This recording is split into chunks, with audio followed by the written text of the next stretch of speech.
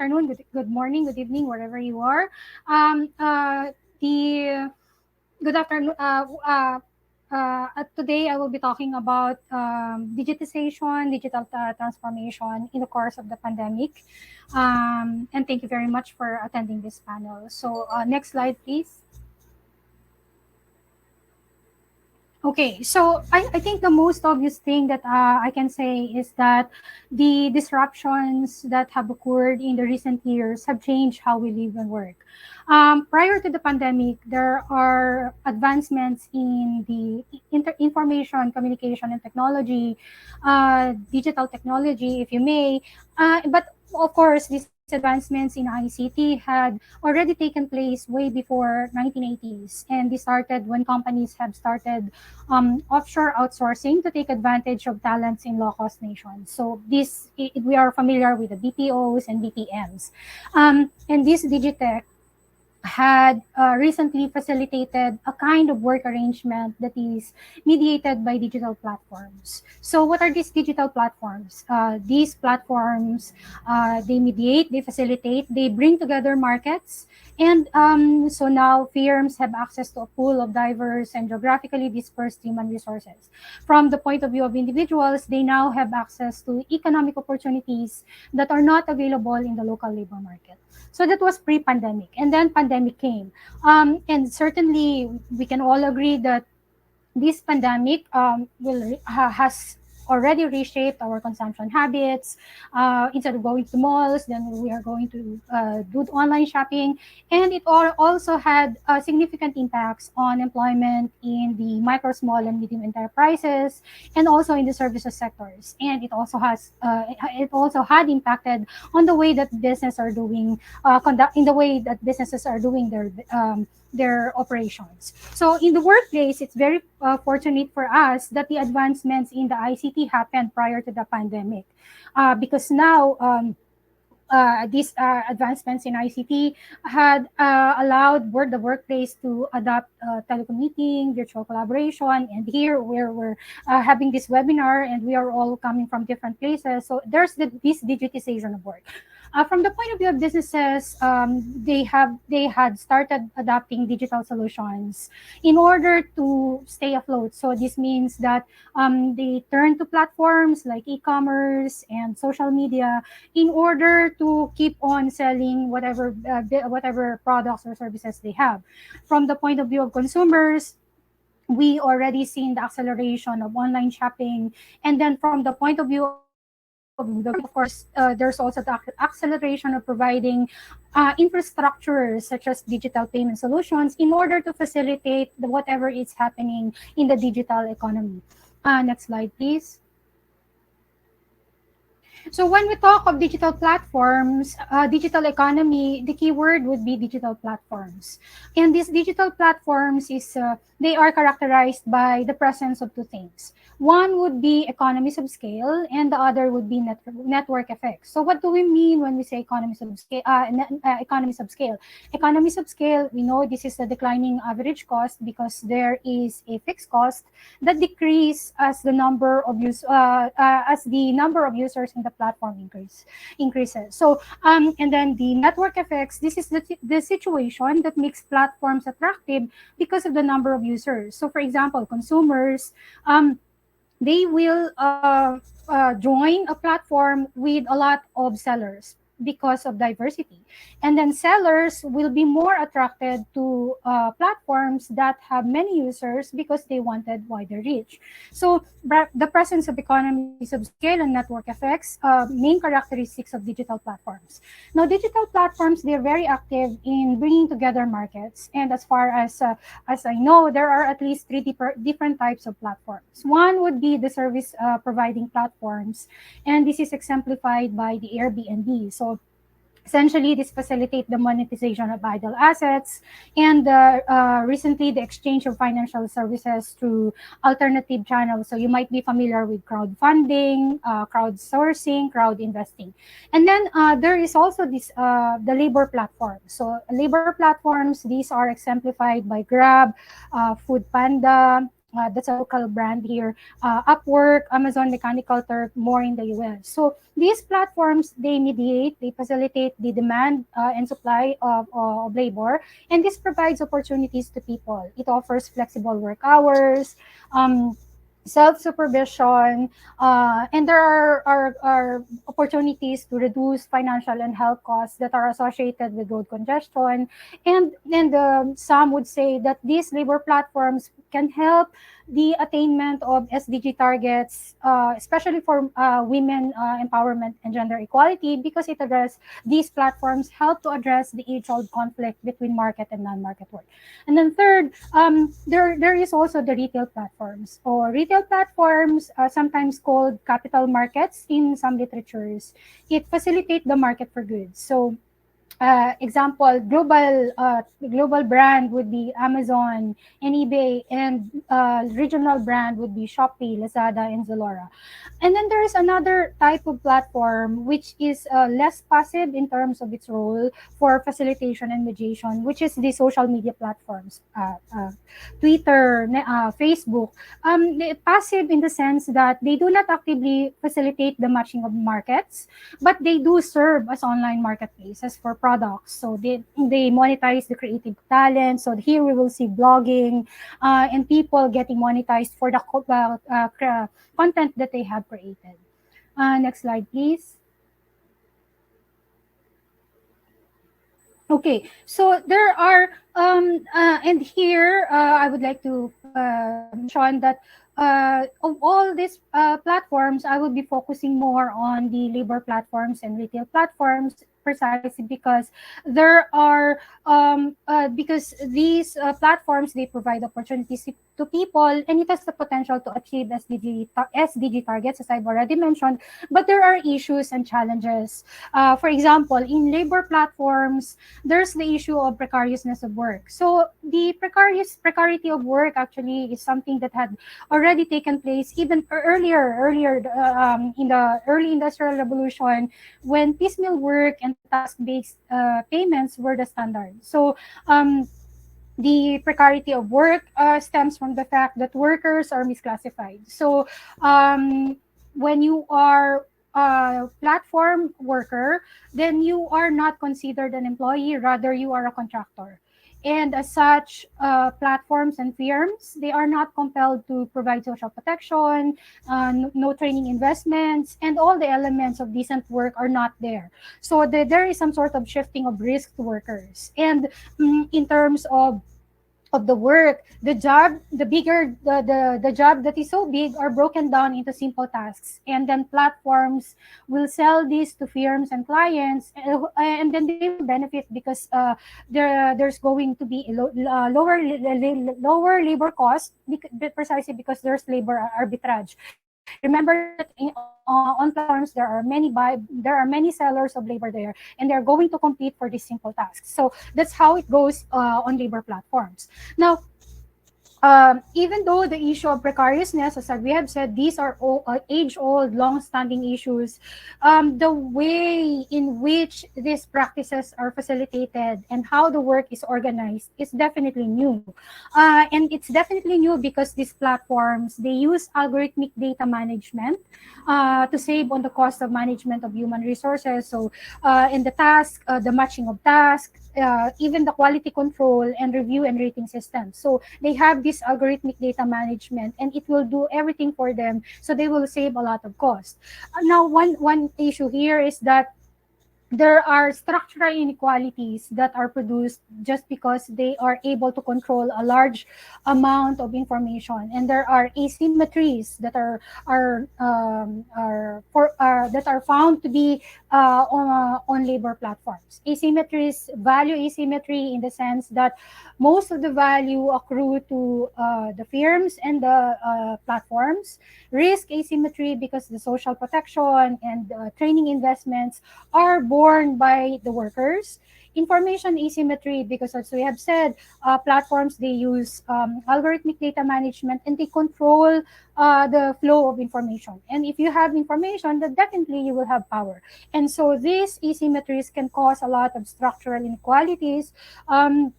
And so there are many issues, most especially when we're talking of crowd work, because in on labor platforms there are two types of work: crowd work and on-demand work. On-demand work, these are platform work that they are exemplified by, for example, by Grab, Uber, or Food Panda, where they have to use the physical infrastructure of the country. Whereas on-demand work, everything else takes place rather on the internet, and so it's very difficult to regulate this type of work.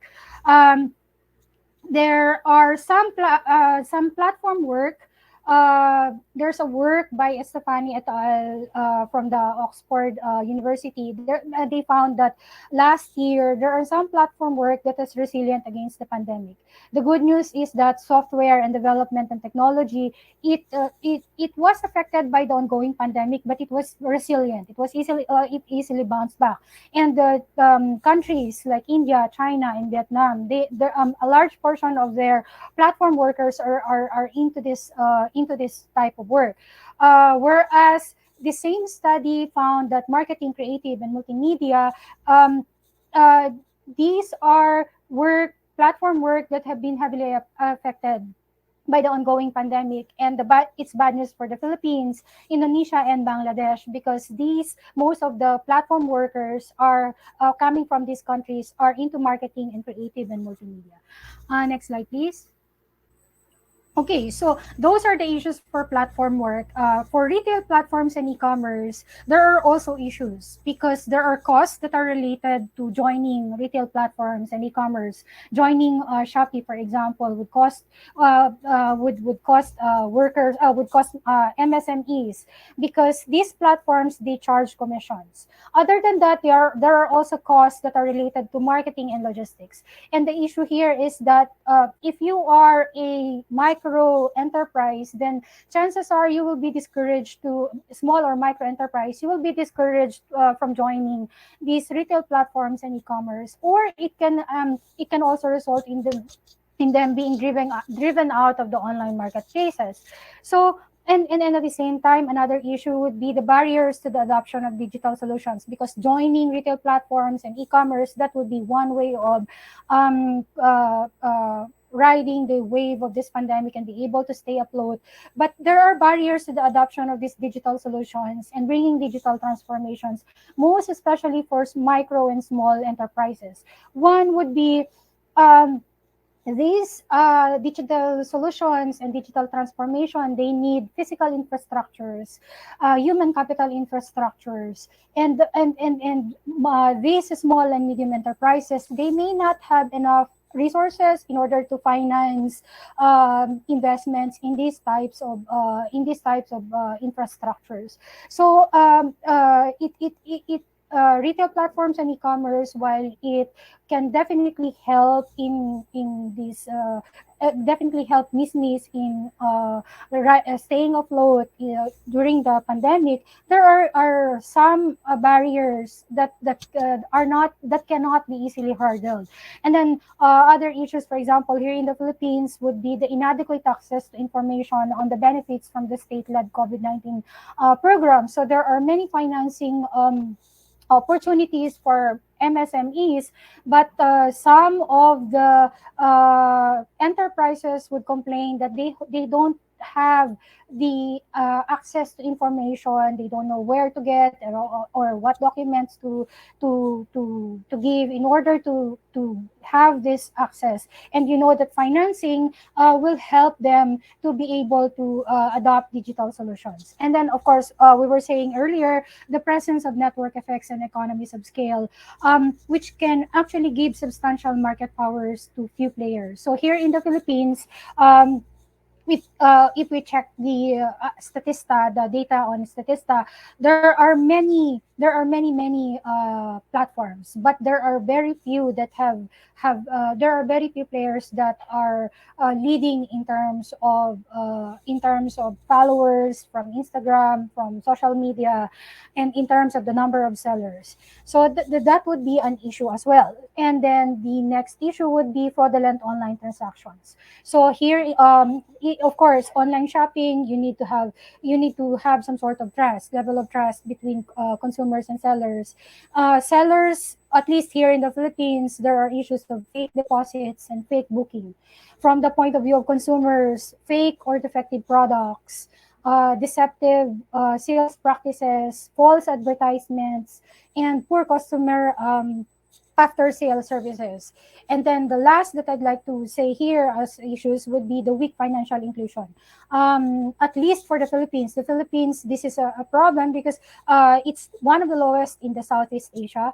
In fact, it's acknowledged by the monetary authorities here in the Philippines. In 2019, based on the Financial Inclusion Survey report, 71% of the adult population, or around 51.2 million in 2019, million Filipinos, they continue to lack ownership of the transaction account.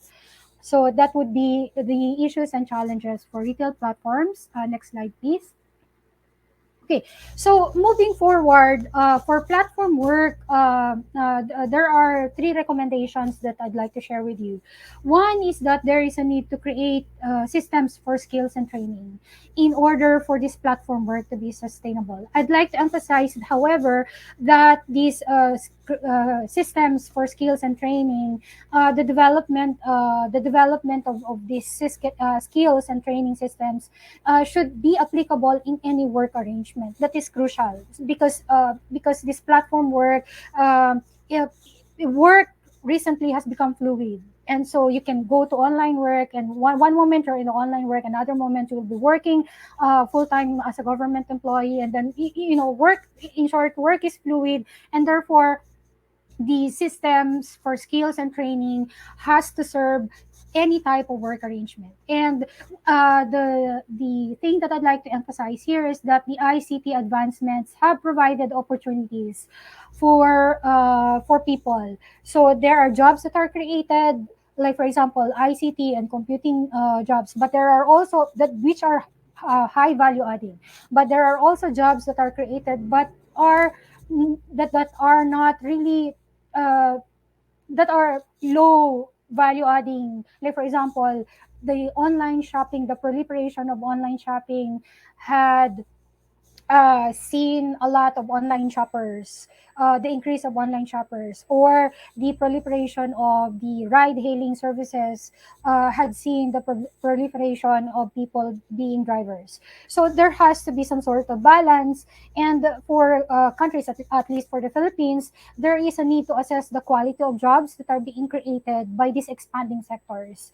And therefore, I will go back to the idea of being able to create a system for skills and training that is relevant to any work arrangement, because this risk keeping and upskilling programs are in place, both of which will facilitate the workers' occupational mobility. There's Okay, so you have 5 minutes to wrap up. Okay, there's some sort of feedback. Yeah, Okay, so just a bit design of course. There's also I'd like to also emphasize that there has to be a social protection system that covers all types of work arrangement. We already know this. Social protection system needs to be universal, flexibly designed. It has to be portable, but at the same time, I'd like to emphasize that it has to be facilitated by technology, meaning the application and payment of premium. It has to be facilitated the technology, and I'd like to emphasize as well that these social protection systems need to be integrated with allied services and programs. So, for example, there has to be strategies to target both the promotion of employment and the protection of workers against uncertainties. One example would be unemployment insurance that will provide social protection and at the same time provide reskilling and upskilling opportunities for people who are in between jobs. Last slide, please. So for e-commerce, there are three things that I'd like to emphasize here. One, there is a need to create resilient and competitive enterprises. How do we do this? Targeted interventions in women and youth-led businesses and micro and small enterprises in terms of innovation. Because there's a study by the ITC that these segment of MISMIs, they are the ones that are lagging behind in terms of innovation. There's also a need for skills development, and it's desirable for the development of materials in collaboration with technology companies such as Facebook and Google. And of course, financial literacy is just as important. And then the second one would be to sustain infrastructure supports. One would be to pursue the establishment of a credit risk database to facilitate the easier access of MISMEs in terms of access to financing. And then strengthen the awareness of businesses on crowd lending as an alternative financing scheme. And lastly, there is a need to strengthen confidence in online market spaces. We all know that when fraud and scams are committed, trust is eroded. And therefore, there is a need to strengthen cybersecurity to protect confidential information and to put in place penalties on fraudulent behavior. Here in the Philippines, there are already several laws that are in place, but I'd like to emphasize that the the scammers and those people who are defrauding people, other people, they are being creative right now. They are coming up with more sophisticated fraudulent schemes and practices, and therefore regulatory agencies should remain vigilant. And lastly, more importantly, I'd like to emphasize stronger awareness among the stakeholders on cybersecurity and digital literacy. I think that would be the last of my slide. Thank you very much. Thank you very much. Thank you so much, Dr. Connie. Yeah, we are in our second year of our COVID, and we always ask ourselves, what seems to be the creative destruction, or what seems to be the great reset? Are there any inefficiencies in terms of process within the companies and firms that has to be removed? And what are the new tools that can be used? And here you have rightfully so highlighted digitalization, but of course there are barriers as well. I think it can be divided into 4 organization barriers. You talk about environmental barriers in terms of competition as well. And technological barriers divided into 2. Either it is the infrastructure, the ICTs, computers, or it is a security issues that you have actually highlighted over there. Thank you so much for actually giving us such a comprehensive discussion. And I would like to move to our next speaker, Dr. Lee Jaehyon. Maybe perhaps without further ado, Professor, the floor is yours.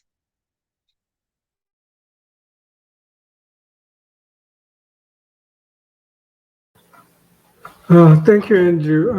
Good morning, good afternoon, and good evening, everyone. Let me first share my slide. This is the technically most difficult part in any webinars. Okay. I'm just wondering if you guys can see my slide okay. Right.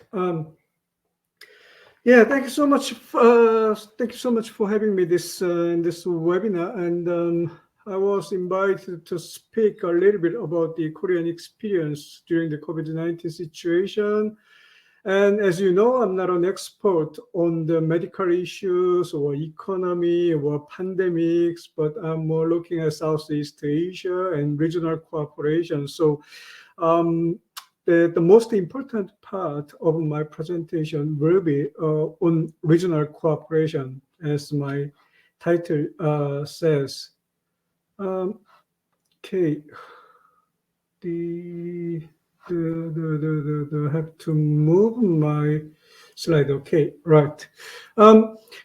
My presentation has got 3 parts. First, I will show you some situation of COVID-19 in South Korea, and then second, I believe South Korea has made a modest success in curbing COVID-19, and what was the strategy behind. That's a very short part. And the last one is more on regional cooperation. Of course, as I said, I'm not suggesting, how to the health issues or pandemic itself, but what sort of arrangement, regional arrangement we need to prevent dispute or conflict between a state in the emergency situation. That's the main part of my presentation. Okay, 2 graphics that shows the COVID-19 situation in Korea. This graph shows the situation, the daily new cases in South Korea since the COVID-19, and we had kind of 4 distinctive peaks.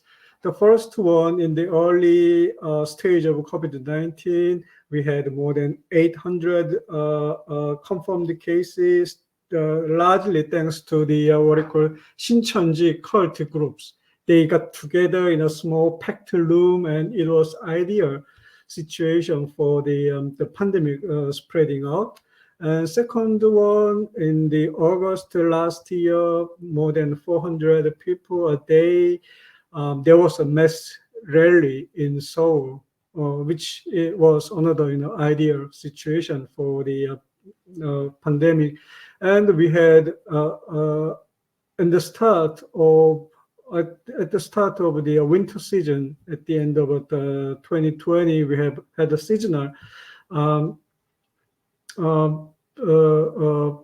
pandemic. We had more than 1,000 people confirmed cases, and of course, this year we have also had Delta variant issue, and we used to have more than 2,000 new confirmed cases a day, but now it dropped to 1,000, slightly bit more than 1,000 a day. Next slide shows the vaccination situation in South Korea. It was the statistics last week, and out of more than 50 million population in South Korea, we had 62.6% of fully vaccinated people so far, and 78.3% of the population had at least 1 dose of vaccination. And we recently started vaccination below 18 years old, and newly started booster shots for the elderly people, for the people fighting against COVID-19. That's the pandemic and vaccination situation in South Korea. And given the number of total confirmed case and the fatality rate, South Korea has done quite well since the outbreak of the COVID-19. And I believe this is South Korea's strategy, what I call 3 T's: trace, test, and treat. We had a very aggressive strategy of tracing people extensively using ICT technology, and people's voluntary cooperation was quite crucial in bringing success over this massive tracing. And also we had a massive test, and fortunate enough for South Korea, just a few weeks before the first outbreak of COVID-19 pandemic, some experts organized by government, we had kind of a tabletop exercise how to stop potential pandemic and how to develop test kits and all that. So the government organization and South Korean experts on pandemic was kind of all geared up, even though they didn't know that COVID-19 was coming. So that was the timing was very fortunate for South Korea. And South Korean government strategy was to manage the number of daily cases within a certain number, so that the South Korean medical institutions and the workforce can manage the new patients every day. And the government was from the beginning quite transparent in reporting the new cases and the death cases, and the Korean people could have kind of confidence in the government measures, and it extracted voluntary support and cooperation from the people. And another interesting story was that the South Korea had a general election in April last year, and as you can see in the previous slide here, you don't see any pickup of confirmed cases in April 2020. So despite this pandemic, the South Korean government and people successfully had a general election. And because the government transparent attitude toward the information disclosure to people, South Korean society could manage the COVID-19 without a strong measure of a lockdown. We just had some kind of social distancing, but total lockdown and serious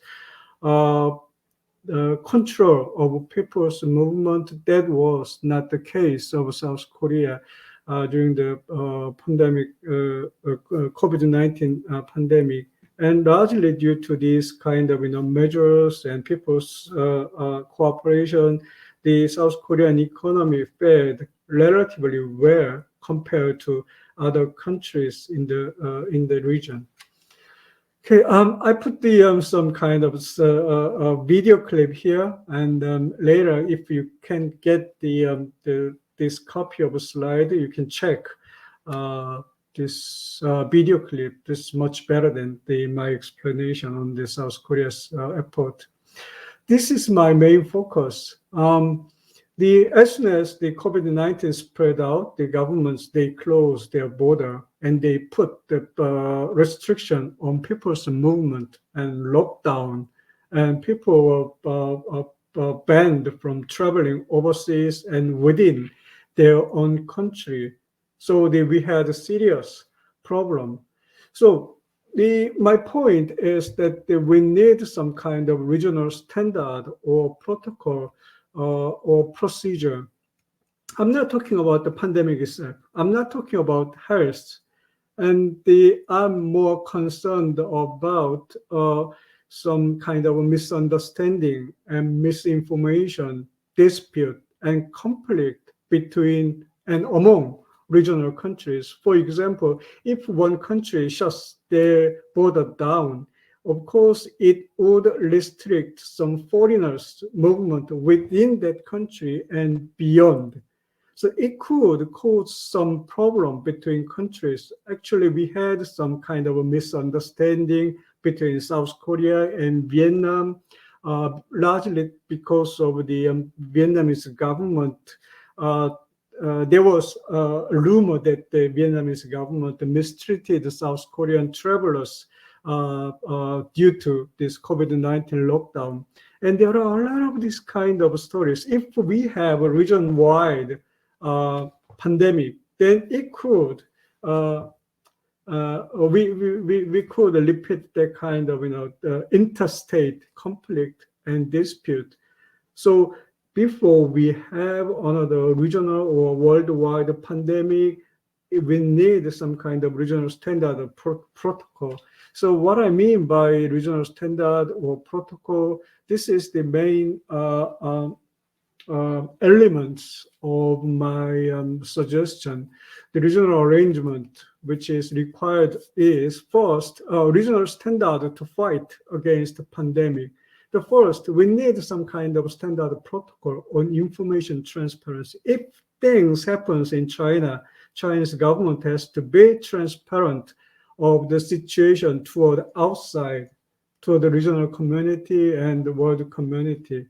And the second, the standard procedure for quarantine people. If, for example, South Korea stay in, say, Indonesia, and there's a quarantine measure on South Korean people, we need some kind of standard procedure so that South Korean government and people can be assured that their nationality in foreign country could be treated very well. And vice versa. Indonesian people in South Korea quarantined, the Indonesian government and people could be assured the nice treatment of the Indonesian people locked down or quarantined in South Korea.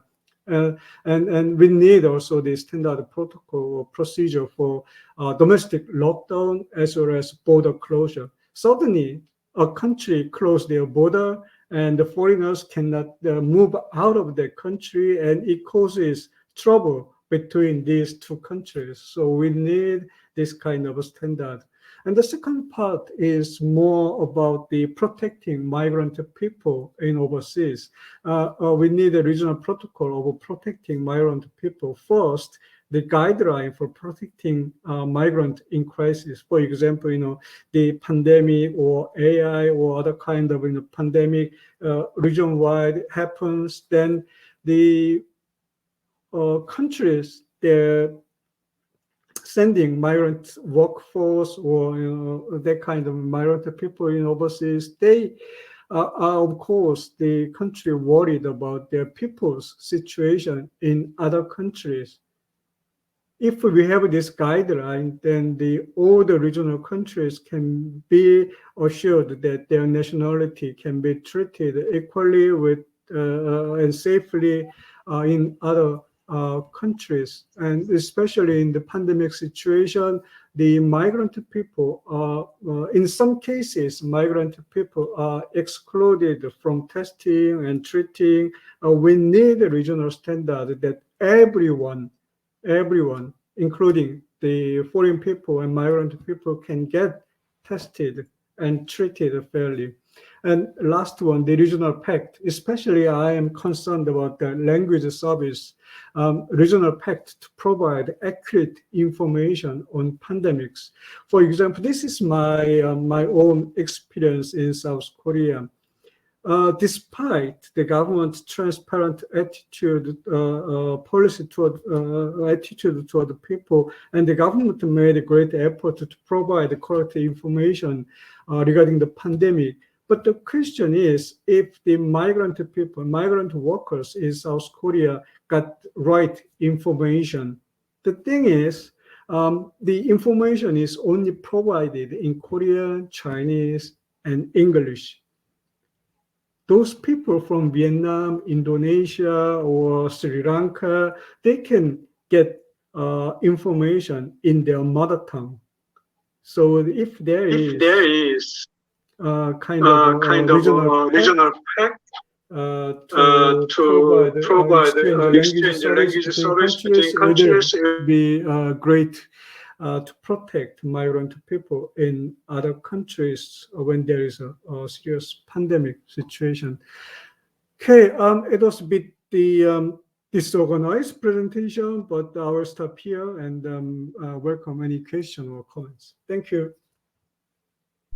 Thank you so much, Professor Lee. I totally agree with you on the issue of harmonization and mutual recognition of standards and SOPs and procedure, and also how countries shouldn't close their borders, because for export-oriented countries like Malaysia, the recovery of our partners are also the one that is actually driving our recovery in Malaysia as well. I see Professor Bui, are you here, Prof? Yes, we are running out of time because we did not know that you are actually here. Professor Bui, would you want to make a quick presentation, perhaps a 8-minute to a 10-minute presentation? Dr. Bui, are you here? I can see you here. Oh yes, all right. Yes, I think we will have a quick presentation by Dr. Bui. Yes, please, the floor is yours, sir. Okay.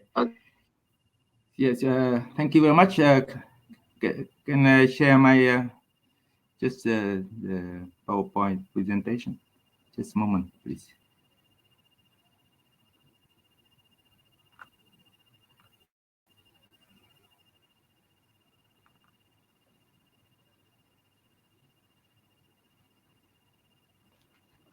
Yes, can you see my presentation, PowerPoint presentation? Hello? No, I couldn't. Can the organizer share his presentation?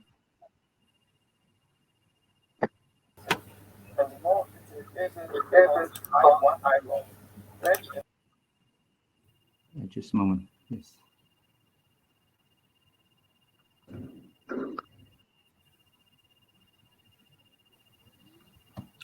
It is up on the screen. Is it up on the screen? So please proceed. Yes, it is Yes, up on the screen. yes. Yes. Can you help me to show the presentation, please? Yes. Morning. Okay, Professor, you have 8 minutes to present. Yep. Yes. Okay. Okay. Good afternoon, ladies and gentlemen.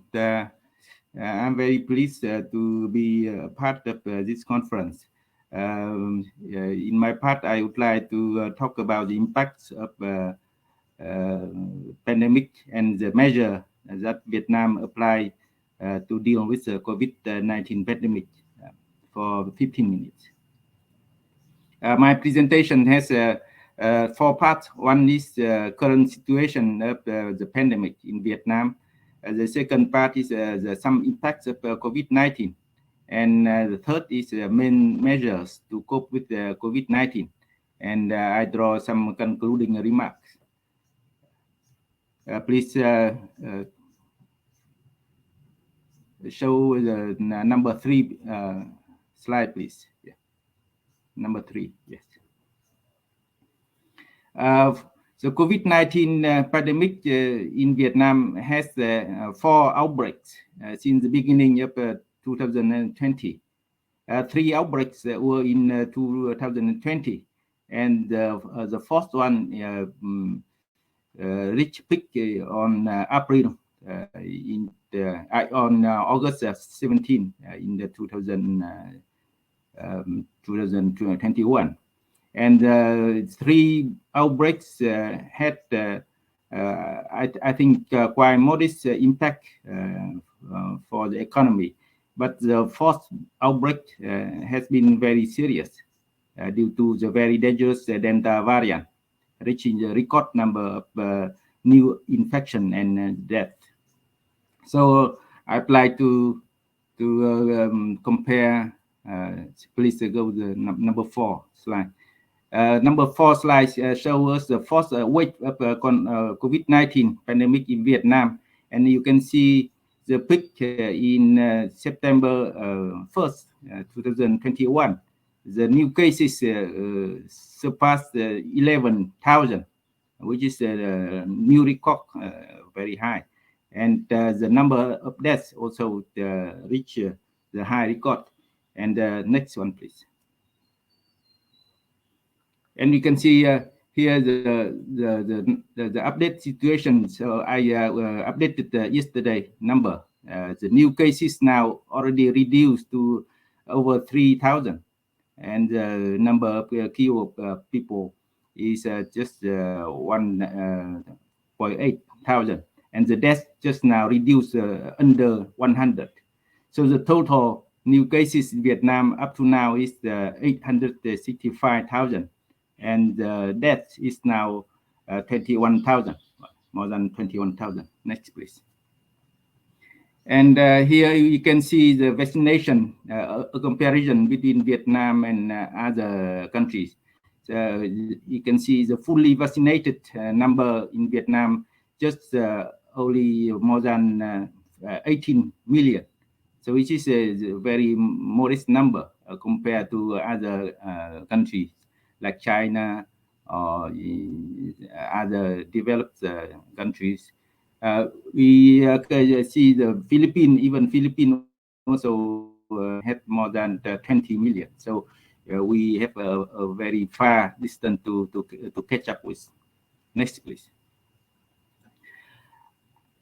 The impact here, the impact of COVID-19, I think the impact is quite enormous. You can see here the Vietnam economy growth rate. We for 5 years period from 2016 to 2019, we keep the economic growth rate about 8.6, 7.0, but down to 2.9 in 2020. And this year we aim at 6 and 6.5, but it's similarly that it is very difficult to achieve, because we will see in the third quarter we had a negative economic growth, which is minus 6.7, 6.17. Yes, next please. Yeah, here we see, although the impact is very serious of the fourth wave, but the trade continue to grow. We had about 10% of export and import growth, which is quite a good point of the economy. The FDI still hold in terms of registration and the implemented capital. Next, please. So the overall impact of COVID-19 in Vietnam, we can see here two periods. In the 2020, we use zero COVID-19 approach. That means we try to contain the outbreak. So we treat down the new cases and block out the area where we have we find F0. So this is quite, I think, a strict measure. So we had quite good result. That is why trade grew, FDI grew modestly. Vietnam economy grew rate at 2.19, which is quite good compared to other countries in the region. And the pandemic impact was not so serious. But it is just because the variant Delta is not appeared yet. But in 2021, the Delta outbreaks, and we suffer quite serious impact. And like I said, the growth of the third quarter was minus 6.17%.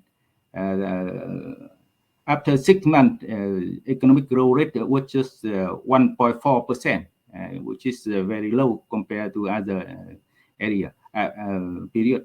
The supply chain have been interrupted, and many firms fall in very difficult situation. Yes. Professor, maybe we can go into the, how do you say, sort of policy, sort of action, perhaps, yeah, because we're running out of time. Okay, yeah. So the measure to cope with COVID-19, in the 2020, we applied the zero COVID-19 approach. Like I said, we use 5K strategy, which is mask, disinfection, distance, large number gathering, and medical declaration. But with the Delta variant in 2021, we have to change the approach. We use 5K strategy plus the vaccine and plus the technology and plus the awareness of the people. So this is quite different from the 2021. Along with this, we strengthening the preventive and grassroots medical capacity, using the direct and indirect support from the government, using the financial measure to support the enterprises, and the financial support for labor and the people affected by the pandemic. We also use vaccine diploma to buy more vaccine because we lack of vaccine. We also use approach to promote research and development to have a vaccine by our own. And vaccine funds, we also establish a vaccine fund to mobilize resources from the private sector, from society, so that can help the government, because we know that the government resources are quite limited. And along with this, a lot of example of volunteering, charity, community support through the model of ATM for zero dong. That means free rice, free book, and free necessity goods and some services. So it is quite amazing model of volunteering and charity activity. And especially the digital transformation has been also very strongly developed, especially in telehealth, online education, digital bank, mobile money, and digital economy. Next, please. And for the direction for recovery in 2022 and the years to come, we specified some direction. The first is resilient COVID-19 approach. This is quite different and quite new. Before we accept zero COVID, but now we accept COVID as a normal situation. Along with this, 5K strategy plus vaccine plus technology and awareness of people, strengthening preventive and grassroots medical capacity, support from the government also continue. And we intend to approach to apply gradual opening economic activity with a prudential measure to be safe. Also, the vaccine research and development, and Vietnam now in the process of development of 2 vaccines by Vietnamese, and we hope that by the end of this year we will have it in production. Also, the other activities we want to promote voluntary charity, community support, and especially digital transformation. We continue to support and provide own condition for this one to develop.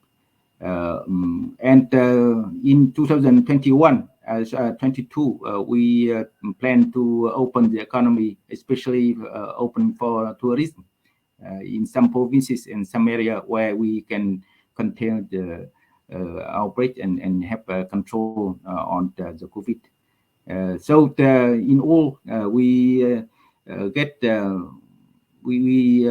determine that we will get back to the new normal situation and get along with COVID-19. Next, please. So the conclusion remark, I would like to say that the impact of COVID-19 pandemic is enormous in Vietnam, and it may have long-term consequences. The cost is also very big, both material and mentally. And in some aspect, we miss opportunity of development because for 3 years before the COVID-19, we had 7.0 economic growth rate. So we missed the opportunity of development. And the measure applied by Vietnam have been quite drastic and diverse with the different packages. And in general, up to now, the COVID-19 situation has been under control. And from the situation up to now, a number of lessons we can draw from the COVID-19. The first is to rethink about the world with many uncertainty and the risk, as well as the domestic economy in the new context. The second is to figure out the most important priority of the economy, which is the resilient capacity and need to be pay attention. The third is to know that the primary health care and the preventive medical work are very important. The number 4 is to confirm the important role of intervention of the government in crisis. And just there are needs to construct scenario of dealing with crisis that are caused from outside. And number 5 is to recognize the important role of the digital transformation in the new context. Number 6 is to determine better new direction of development, including digital and green transformation. And number 7, to recognize the important role of spiritual strength, of, including strength of a community when it is united, as well as the role of the private sector. And number 8, to recognize the importance of public administration reform. So these are the number of lessons I think we draw. Of course, maybe more lesson to learn, but at least I think the 8 lesson. So to conclude, I will say that Vietnam has quite special law. I think when it is being in a difficult situation, especially in the crisis or the war, and if the community is united, then there will be a miracle.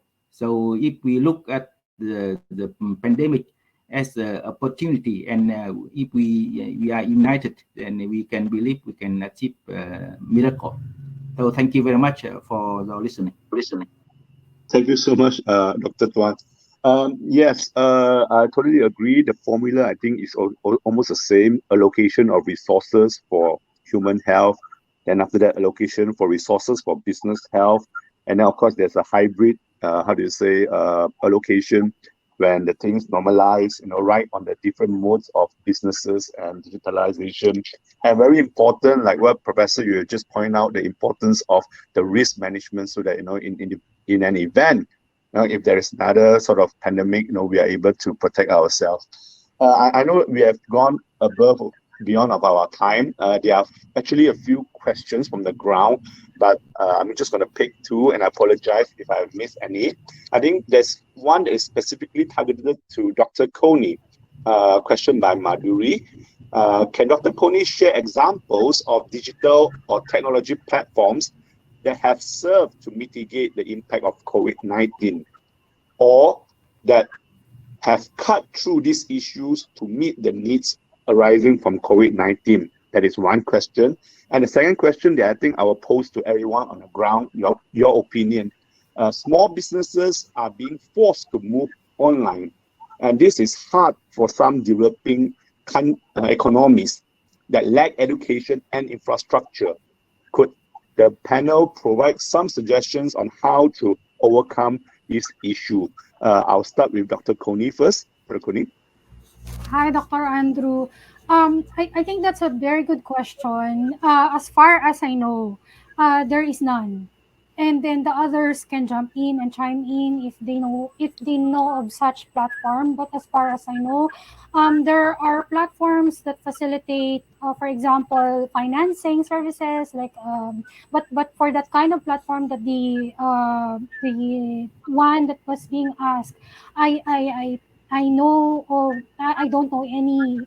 Honestly, I don't know.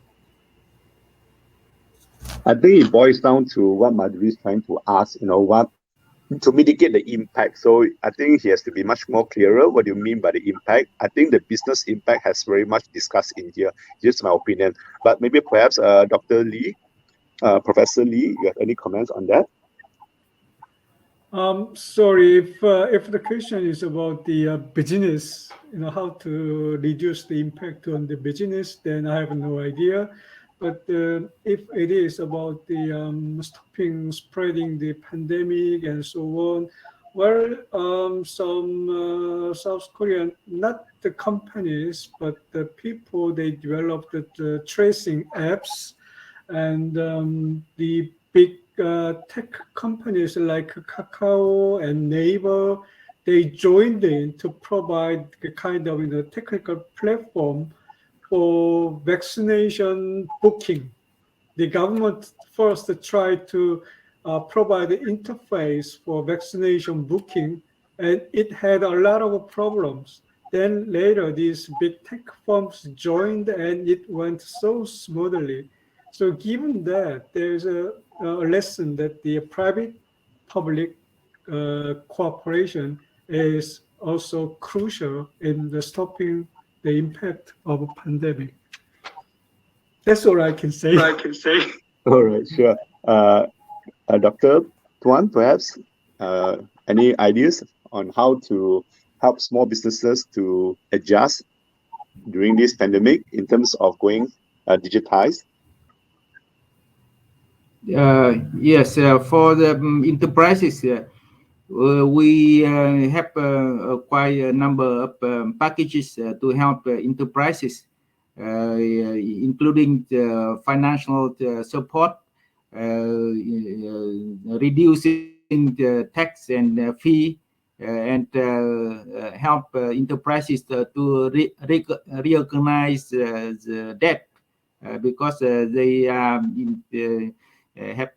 debt, but they don't operate, so they don't have return to pay the debt. So the different package. Apart from that, the packages to help labor because of pandemic, number of labor leave city back to the countryside. So we also help labor back to the enterprises. So I think yes, the measure applied by the Vietnamese government to help enterprises is quite I think quite useful, and we continue to push this because I think the size of the packages is not enough and not up to the level we need. So maybe we need to design more packages with more resources so that we can help. And every month we have about 10,000 firms left the market. So it is quite worrying figure. And that is why we need to help them right now. And it is the priority of our government. Thank you. Yes, I actually work in this area of e-commerce adoption as well. Allow me as the moderator to also give my thought about, especially the question on how small businesses, how can they actually make that transition. To be honest, you have to actually know that there are three main components when it comes to e-commerce adoption. Think of it as a game of, let's say, tennis. Okay, if you want to play the game of tennis, first thing first, you need to have a tennis court. So that is where the infrastructure comes in. So the investment in infrastructure is important. When you have the tennis court, you have the rackets, and you have the nets. So no problem. Okay, the first investment in infrastructure, all these small businesses have to have good, let's say, data, Wi-Fi, and so forth. Second, you need the players to play the game. So the players are your human capital. So when you have a tennis court but do not have a player, it doesn't work as well. So you have to train, the people to actually to be able to know how to use the racket and how to play in the court. So that is where you train all the SMEs, and do train the CEOs, not all the staff, because the CEOs are the one who will make the decision on transition. There is a lot of theories going out there. The decision maker is the one that actually assists in adoption. So after you physically train yourself for the game, you need to be able to play the game, to strategize how to fight your opponent. That is where market intelligence comes in. So that is the third component that I think there should be a sequential way of planning on how resources are being allocated to help all these SMEs to move into, ICT adoption. You can have market intelligence in terms of marketing, and in terms of how do you actually utilize the platform to help all these small businesses to overcome all these challenges. Sorry, I should have spoken too much, but that is just my opinion. I think that we have actually go way beyond our time, and I apologize and I thank you for all the speakers here today. And of course, the organizer, within the EADN. Special thanks to Maureen, special thanks to Jaehyon for helping us setting up and all these things, and thank you everyone for attending the session, and please stay safe. Thank you. Thank you. Thank Bye, you. Take everyone. care. Thank you. Bye-bye. Thank you, everyone. Thank you. Thank you. Thank you.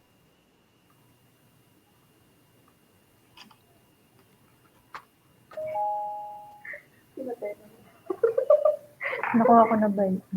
Sinend sa email mo yung mga questions. Okay. In-screenshot ko rin. Yay! Tapos na. Ay, wait lang. Pag-leave dito.